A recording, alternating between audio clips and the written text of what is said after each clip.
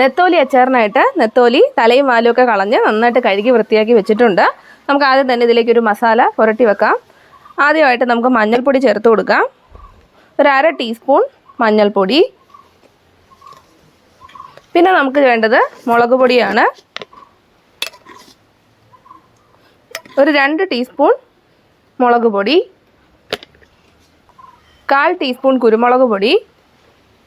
ഇനി അതിലേക്ക് ആവശ്യത്തിനുള്ള ഉപ്പ് ചേർക്കാം. ഞാൻ 1 ടീസ്പൂൺ ഉപ്പ് ചേർത്തിട്ടുണ്ട്.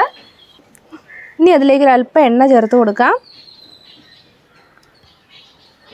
കുറച്ച് കറിവേപ്പില കൂടി ചേർത്തിട്ട് കൈവച്ച് തന്നെ നന്നായിട്ടൊന്ന് മിക്സ് ചെയ്ത് കൊടുക്കാം.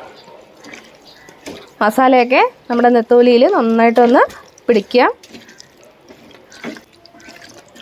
നന്നായിട്ട് മസാല തേച്ച് പിടിപ്പിച്ചിട്ട് ഒരു 15 മിനിറ്റെങ്കിലും നമ്മളതൊന്ന് റെസ്റ്റ് ചെയ്യാൻ വെക്കണം. അതിനുശേഷം നമുക്കിതൊന്ന് വറുത്തെടുക്കാം. നെത്തോലി മസാലയൊക്കെ പുരട്ടി വെച്ചിട്ട് ഒരു 15 മിനിറ്റ് ആയിട്ടുണ്ട്.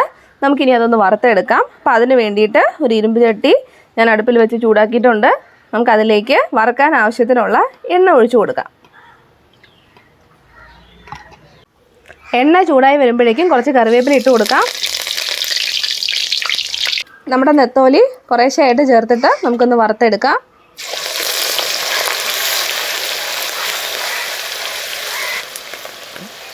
നെത്തോലി നമ്മൾ നന്നായിട്ട് മൊരിച്ച് വേണം എടുക്കാൻ. നമ്മൾ മുള്ളൊന്നും എടുക്കുന്നില്ലല്ലോ, അപ്പോൾ മുള്ളൊക്കെ നന്നായിട്ടൊന്ന് മൊരിഞ്ഞ് കിട്ടണം. നന്നായിട്ട് മൊരിഞ്ഞില്ലെങ്കിൽ അത് പൊടിഞ്ഞു പോവും. പിന്നെ ആ മുള്ളൊക്കെ വരുമ്പോൾ നമുക്ക് ചെറുതായിട്ടൊരു ഇറിറ്റേഷൻ പോലെ.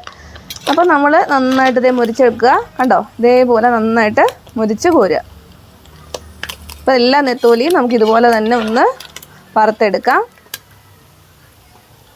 നെത്തോലി ഇതുപോലെ നമ്മൾ വറുത്തെടുക്കുക. എണ്ണ വാർന്ന് പോകാനായിട്ട് ഞാൻ ഇതുപോലൊരു പാത്രത്തിലേക്കാണ് ഇട്ടിട്ടുള്ളത്. ബാക്കിയുള്ള നെത്തോലിയും കൂടി നമുക്ക് ഇതുപോലെ ഒന്ന് വറുത്തെടുക്കാം.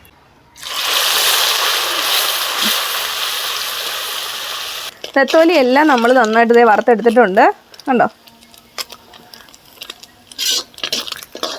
ഇതേ പാത്രത്തിൽ തന്നെ നമുക്കിനി അച്ചാർ തയ്യാറാക്കി എടുക്കാം. ഇത്രയും നെത്തോലിയാണ് നമ്മളിതേ വറുത്തെടുത്തിട്ടുള്ളത്. കണ്ടോ, ഇനി നമുക്ക് അച്ചാർ തയ്യാറാക്കാം. നമ്മൾ മീൻ വറുത്തെടുത്ത അതേ ഇരുമ്പ് ചട്ടി തന്നെയാണ്. അതിലേക്ക് ഒരു അല്പം കൂടി എണ്ണ നമുക്ക് ഒഴിച്ചു കൊടുക്കാം.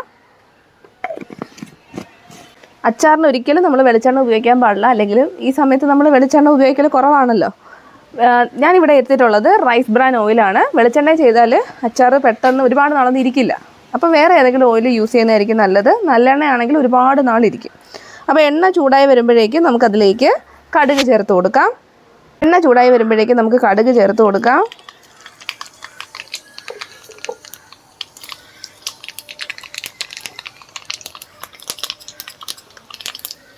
അതിൻ്റെ കൂടെ തന്നെ അല്പം ഉലുവ കൂടി ചേർക്കാം. ഇനി നമുക്കതിലേക്ക് ഇഞ്ചിയും വെളുത്തുള്ളിയും, ഇഞ്ചി ഇതുപോലെ ചെറുതായിട്ട് അരിഞ്ഞതൊരു വലിയ കഷ്ണം ഇഞ്ചി തന്നെ എടുത്തിട്ടുണ്ട്. പിന്നെ ഒരു 2 തുടം വെളുത്തുള്ളി അത് നമുക്ക് ചേർക്കാം. ഇത് നന്നായിട്ടൊന്ന് വഴറ്റി കൊടുക്കാം നമുക്ക്. ഞാനിവിടെ 2 സ്പൂൺ കടുകും ഒരു 1/2 ടീസ്പൂൺ ഉലുവയാണ് ചേർത്ത് കൊടുത്തത്. ഉലുവ കുറച്ച് മതിയോ, കാരണം അത് ഭയങ്കരമായിട്ട് കയ്പ്പുണ്ടാവും നമ്മുടെ അച്ചാറിൽ. അപ്പോൾ 1/2 ടീസ്പൂൺ ചേർത്താൽ മതി. നമുക്ക് കുറച്ച് കറിവേപ്പില കൂടി ഇട്ട് കൊടുക്കാം.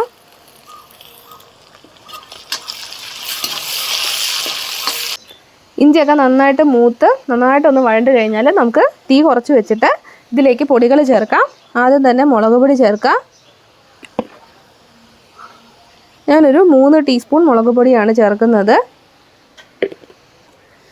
ഇനി അതിലേക്ക് കുറച്ച് കായപ്പൊടി, ഏകദേശം ഒരു 1/2 ടീസ്പൂൺ കായപ്പൊടി ചേർക്കാം. ഇതെല്ലാം കൂടി നന്നായിട്ടൊന്ന് മിക്സ് ചെയ്യാം നമുക്ക്.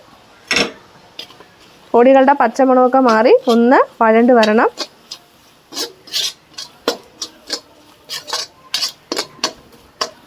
ഇനി ഞാൻ ഒരു ഗ്ലാസ്സിലേക്ക് 1/2 ഗ്ലാസ് വെള്ളം എടുത്തിട്ടുണ്ട്. ഇത് തിളപ്പിച്ചാറിയെടുത്ത വെള്ളമാണ്. അതിലേക്ക് ഞാൻ വിനാഗിരി ചേർക്കുവാണ്.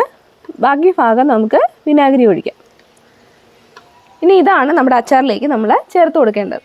വിനാഗിരിയും വെള്ളവും ചേർത്തിട്ടുള്ള ഈ മിക്സ് നമുക്ക് ഈ അച്ചാറിലേക്ക് ചേർക്കാം. പൊടികളൊക്കെ നന്നായിട്ട് മൂത്തിട്ടുണ്ട്.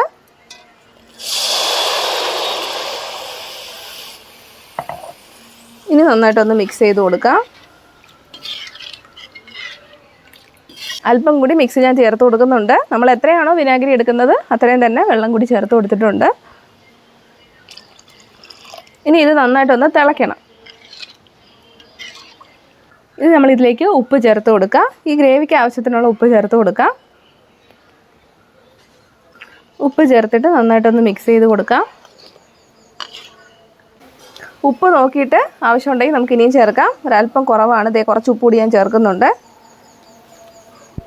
ഇനി നന്നായിട്ട് നമുക്കൊന്ന് മിക്സ് ചെയ്ത് കൊടുക്കാം. ഈ കൂട്ട് നന്നായിട്ട് തിളച്ചിട്ടുണ്ട്. ഇനി നമ്മൾ വറുത്ത് വെച്ചിട്ടുള്ള നെത്തോലി നമുക്കിതിലേക്ക് ചേർത്ത് കൊടുക്കാം.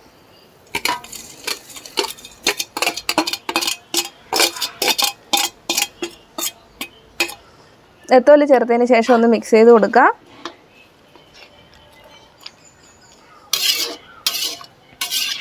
ചേർത്ത് കൊടുത്തിട്ട് അധികം മിക്സ് ചെയ്യേണ്ട ആവശ്യമൊന്നുമില്ല. ഇതിനകത്ത് കിടത്ത് ഒന്ന് തിളച്ച് വന്നാൽ മതി. കായപ്പൊടി ചേർത്തിട്ട് ജസ്റ്റ് ഒന്ന് മിക്സ് ചെയ്ത് കൊടുത്താൽ മതി. ഒരുപാട് അങ്ങ് വറ്റിച്ചെടുക്കേണ്ട, കാരണം ഇത് ഇരുന്ന് കുറച്ചും കൂടി അങ്ങ് ഡ്രൈ ആവും. അങ്ങനെ നമ്മുടെ നെത്തോലി അച്ചാർ തയ്യാറായിട്ടുണ്ട്. നമുക്കിനി ഫ്ലെയിം ഓഫ് ചെയ്യാം. ഇതൊന്ന് തണുത്ത് കഴിഞ്ഞിട്ട് എടുക്കുമ്പോഴായിരിക്കും ടേസ്റ്റ്. അല്ലെങ്കിൽ തലേന്ന് ഉണ്ടാക്കി വെച്ചിട്ട് പിറ്റേന്ന് മുതൽ ഉപയോഗിക്കാൻ തുടങ്ങണം. കിടിലൻ ടേസ്റ്റാണ്. നമ്മൾ എയർ ടൈറ്റായിട്ട് കുപ്പിയിലൊക്കെ ആക്കി വെച്ചാൽ കുറേ നാളിരിക്കും.